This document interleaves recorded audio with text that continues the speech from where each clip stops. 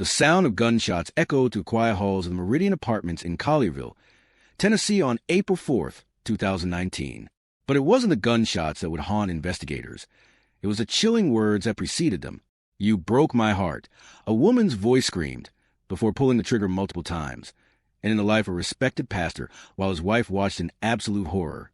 Continuing coverage for you now this morning as the church community continues to heal.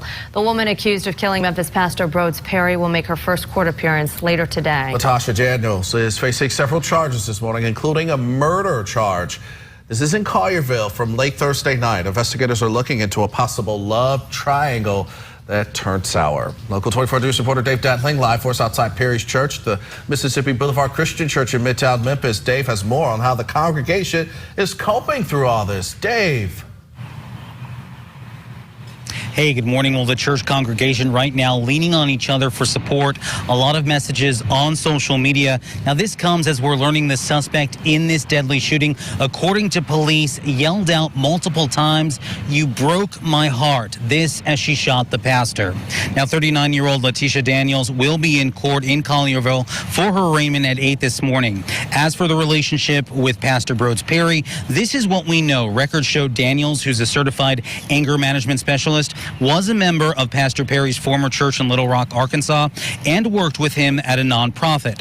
As for the possibility of a love affair, investigators are looking into that angle. This after the pastor's wife, who was also shot, revealed Daniels yelled, "You broke my heart," as she shot him on Thursday. Now, Local 24 News spoke to a close friend who lives in Florida who knew the pastor. The possibility of an affair on everyone's mind this morning. Welcome back to True Crime Station. Today we're exploring a case that reveals how quickly love can turn deadly, a story that will leave you questioning how the people we trust most can become the ones who destroy us. Picture this: a 36-year-old executive pastor, beloved by his congregation and respected throughout the Memphis faith community. A 39-year-old social worker who specialized in anger management, dedicating her career to helping others control their emotions. And a secret affair that would spiral into obsession, heartbreak, and ultimately murder. What makes this case particularly disturbing isn't just the violence. It's the bitter irony that cuts to the very heart of human nature. The woman who pulled that trigger, Latasha Daniels, was a professional counselor who specialized in anger management. The very thing she taught others to control became the weapon that destroyed multiple lives in a matter of seconds. The events of that April evening sent shockwaves through two communities, Memphis, Tennessee, where Pastor Brodes Perry served his congregation at Mississippi Boulevard Christian Church, and Little Rock, Arkansas, where Latasha Daniels built her reputation as a caring professional dedicated to helping others heal. This is the story of a man of faith who made very human mistakes, a professional helper who couldn't heal her own broken heart, and a wife who survived the unthinkable. Before we dive into this heartbreaking story, let me know in the comments, have you ever witnessed how jealousy and betrayal can completely destroy someone's life? This case forces us to confront uncomfortable truths about love, obsession, and the thin line between passion and violence. At 36 years old, Brodes Perry had established himself as a respected figure in the Memphis faith community. As an executive pastor at Mississippi Boulevard Christian Church, one of Memphis's most prominent congregations, Perry carried significant responsibility and influence. His role wasn't just ceremonial. He was actively involved in the day-to-day operations of a church that served thousands of members and played a vital role in the community. Perry's ministry journey began in Little Rock, Arkansas, where he served as a pastor at St. Mark Baptist Church from 2014 to 2018. It was during these crucial years in Little Rock that the seeds of this tragedy were planted, though no one could have predicted where they would lead. Those who knew Perry described him as charismatic and dedicated to his calling. He had the ability to connect with people, offering guidance and comfort to those struggling with life's challenges. His sermons were thoughtful, his counseling compassionate, and his presence in the community substantial. He wasn't just a Sunday morning figure. He was someone people turned to during their darkest hours. Yet Perry was also undeniably human, with all the complexities and contradictions that humanity brings. His position as a spiritual leader placed him on a pedestal, but like all pedestals, it was both elevating and isolating. The expectations placed on religious leaders can be overwhelming, to be perfect examples of faith, morality, and judgment while navigating the same human emotions and temptations that affect everyone. The Memphis religious community was shaken to its core when news of Perry's death broke. Mississippi Boulevard Christian Church, a congregation with deep roots in the Memphis community, suddenly found itself grappling with the loss of a key leader under the most shocking circumstances imaginable. Members who had sought Perry's counsel, who had been baptized by him, who had counted on his spiritual guidance, were left to process not only grief, but confusion and betrayal.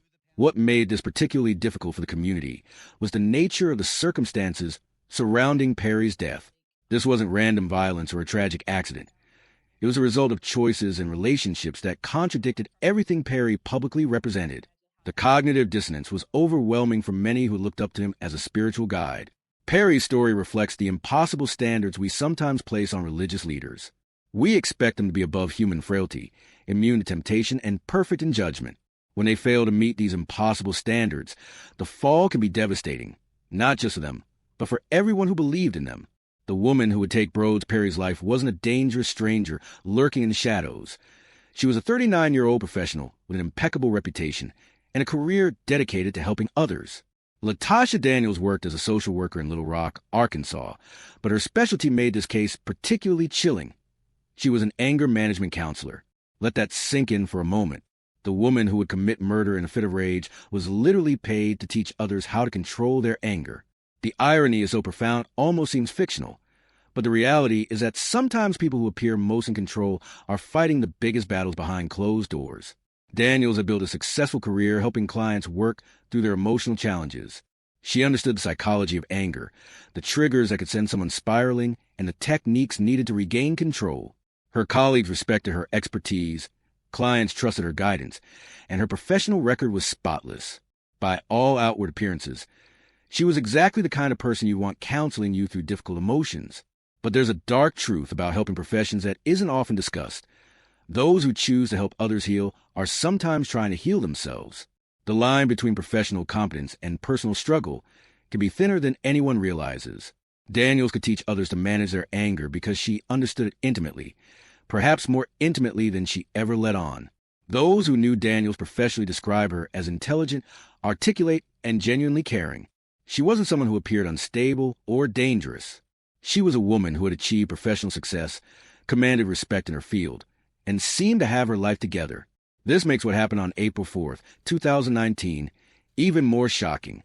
Understanding Daniels requires looking beyond her professional facade and considering the personal struggles she may have been hiding. Anger management specialists often become experts because they've wrestled with anger themselves. But knowing something intellectually and controlling it emotionally are two different things. When faced with devastating rejection, all of Daniel's professional knowledge became useless against overwhelming pain. The duality of her existence becomes clear when considering her final months. By day, she remained a competent professional, still counseling clients about managing emotions and making healthy choices. By night, she was likely consumed by thoughts of Brodes Perry, replaying conversations, planning confrontations, and feeding an obsession that would ultimately destroy both their lives. Perhaps most tragically, Daniels had access to all the resources she needed to get help. She worked in mental health, understood the importance of seeking support, and had professional networks that could have provided intervention. But shame, pride, and fear of professional consequences often prevent helping professionals from seeking the help they desperately need. The paths of Brodes Perry and Latasha Daniels first crossed in Little Rock during Perry's tenure at St. Mark Baptist Church from 2014 to 2018. What began as a connection between a pastor and a professional woman evolved into something far more complex and ultimately devastating. Affairs rarely begin with the intention of destroying lives. They typically start with innocent interactions, shared conversations, emotional connections that feel harmless. For Perry and Daniels, there was likely intellectual and emotional compatibility that drew them together. The secrecy required by their relationship created an intense bond. Shared secrets create intimacy, and the knowledge that they were the only two people who knew the full truth made their relationship feel uniquely special. This secrecy, however, was also the poison that would eventually destroy them both. For Daniels, the relationship likely filled emotional voids she may not have recognized. For Perry, it represented rebellion against the suffocating expectations of his role, a way to feel human and flawed in a position that demanded perfection. But affairs built on secrecy carry their own problems. The relationship couldn't be integrated into their normal lives, existing instead in a bubble of stolen moments that became more intense precisely because it couldn't be normalized. The decision to end the affair likely came as Perry prepared for his move to Memphis in 2018. Perhaps the distance made maintaining the relationship impractical, or the weight of guilt finally became too much. Whatever his reasons, Perry chose to end their relationship and focus on his marriage and new position. For Daniels, Perry's decision triggered something far more dangerous than heartbreak. It unleashed an obsession that would consume her entirely. She likely experienced his decision not just as the end of a relationship, but as fundamental rejection of her worth as a person. What followed were months of emotional torment. She replayed every conversation, analyzed every interaction, looking for hope or reasons for despair.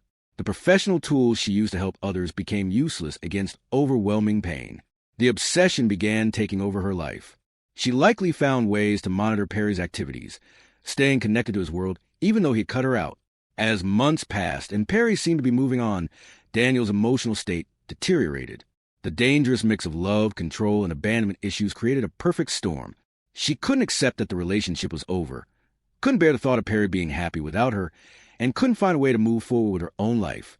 The days leading up to April 4th, 2019, were filled with escalating desperation for Latasha Daniels. Nearly a year had passed since Perry moved to Memphis and ended their relationship, but for Daniels, the pain was as fresh as ever. The decision to drive from Little Rock to Collierville wasn't made in sudden rage. It was calculated, requiring planning and determination. The 150-mile journey gave her plenty of time to reconsider, but Daniels was beyond rational thinking. She had convinced herself she needed to confront Perry, to make him understand what he had done to her. Daniels came armed. This wasn't spontaneous emotional outburst. It was premeditated violence. She had decided that if she couldn't get resolution through words, she was prepared to use force. The Meridian apartment in Collierville was where Perry and his wife had built their new life, a fresh start that became the setting for unthinkable tragedy. When Daniels arrived that evening, Perry's wife answered the door. Imagine the confusion and fear as she faced a woman she didn't recognize, demanding to see her husband with dangerous intensity. When Perry came to the door, he immediately recognized Daniels and understood the gravity of the situation. The conversation that followed was likely desperate pleas, angry accusations, and growing panic. Daniels sought acknowledgement of their relationship and validation of her pain. Perry, faced with his wife's presence and complete destruction of his new life, was probably focused on damage control. The moment when confrontation turned violent is burned into his wife's memory forever. At some point, Daniels' desperation and rage overpowered whatever restraint she had left. "You broke my heart," she screamed, and in those 4 words, we hear months of obsessive thinking, emotional torture, and building rage. This wasn't just about their affair's end. It was about every disappointment, every abandonment she had ever experienced. Perry had become the symbol of everything that had hurt her. The gunshots that followed shattered more than the apartment complex's quiet. They shattered lives, families, and communities. Perry was struck multiple times, dying in front of his helpless wife. But Daniels wasn't finished. In her rage, she also shot Perry's wife, though not fatally. Daniels didn't try to flee. The woman who had planned this confrontation seemed to collapse emotionally once the violence was over. The anger that had sustained her was gone, replaced by dawning realization of what she had done. When police arrived, they found devastating violence and emotional wreckage. Perry was dead, his wife wounded and in shock, and Daniels was present with a weapon nearby. The arrest of Latasha Daniels marked the beginning of a complex legal process. Initial charges reflected the severity: first-degree murder for Perry's death, attempted murder for shooting his wife, and additional weapon-related charges. These carried potential for life in prison or even death penalty. What followed in the courtroom was almost as disturbing as the crime itself. Daniels' behavior during court appearances revealed a woman struggling with reality. Reports describe her alternately smiling, crying, and at one point, blowing kisses, behavior suggesting severe mental illness or complete disconnect from her situation's severity. This bizarre courtroom behavior raised questions about Daniels' mental state and competency to stand trial. The woman, who had been a respected professional, was displaying behavior that seemed erratic and inappropriate for someone facing murder charges. The prosecution focused on the crime's premeditated nature. They emphasized that Daniels had made conscious decisions to drive from Little Rock to Memphis, to bring a weapon, to carry out a planned attack. Her emotional state didn't excuse the violence. The defense faced the difficult task of humanizing someone who had committed an inhuman act. They had to help the jury understand psychological factors leading to crime without excusing it, balancing acknowledgement of Daniels' professional background with explaining how someone with her training could act so violently. The case raised complex questions about whether Daniels' professional knowledge made her more or less culpable. Did her training mean she should have known better? Or did it provide insight into psychological factors leading to crime? We are still in the information gathering stage. I certainly have talked to Ms. Daniels. Unfortunately, and not unsurprisingly, I can't tell you what I know. And so at this point, we just are continuing with our not guilty plea, absolutely. We come back May 14th. That is a probable cause or preliminary hearing. It is not a trial. The state has to put on proof. For Perry's wife, legal proceedings represented another trauma layer. She had to deal with physical and emotional aftermath while facing public revelation of her husband's affair and the complex emotions of being both victim and someone betrayed by the other victim. The Memphis community struggled to process what happened to their pastor. Some rallied around his memory, focusing on ministerial work rather than personal failings. Others felt betrayed, struggling to reconcile faith with reality of their pastor's actions. This heartbreaking story teaches us profound lessons about the destructive power of deception in relationships. Perry's affair wasn't just betrayal of marriage vows. It was the first domino in a chain of events that would ultimately cost him his life and devastate everyone around him. Affairs don't exist in isolation. They create webs of deception that trap everyone involved and often spiral beyond anyone's control. The case highlights particular dangers when affairs involve people in helping professions. Both Perry and Daniels were in positions where they were expected to help others navigate emotional challenges, yet they were unable to manage their own emotional situations effectively. The irony is devastating. Two people professionally equipped to handle relationship problems created a situation that spiraled completely out of control. For Daniels, this serves as a tragic example of how professional expertise doesn't provide immunity from personal demons.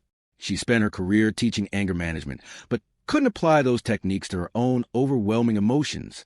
Her story reminds us that knowledge and application are two very different things, especially when we're in the grip of powerful emotions. One of the most important lessons is about recognizing warning signs of dangerous obsession. Daniels didn't become violent overnight.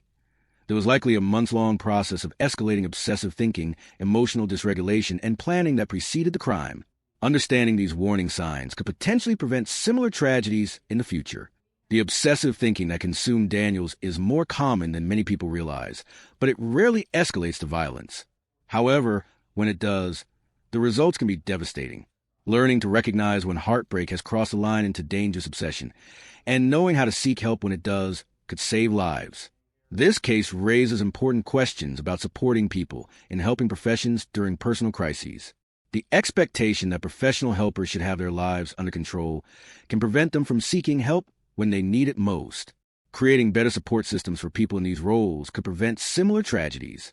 The story illustrates the importance of healthy relationship skills and emotional regulation. Both Perry and Daniels made choices that escalated rather than de-escalated their emotional situation. Learning how to end relationships respectfully, process rejection healthily, and seek appropriate support during emotional crises are life skills everyone needs. For communities of faith, this case raises difficult questions about supporting religious leaders while maintaining accountability. The pedestal we place spiritual leaders on can be both elevating and isolating, creating pressure that sometimes leads to exactly the behavior we're trying to prevent. This tragedy reminds us that emotional pain must be processed in healthy ways. Daniel's pain was real. The heartbreak, abandonment, feeling discarded were genuine emotions deserving acknowledgement and healing. But her choice to respond with violence transformed her from trauma victim to perpetrator of devastating violence. The case also highlights a particular vulnerability of helping professionals to burnout, emotional exhaustion, and personal crisis. People who spend careers managing others' emotional problems may neglect their own mental health needs.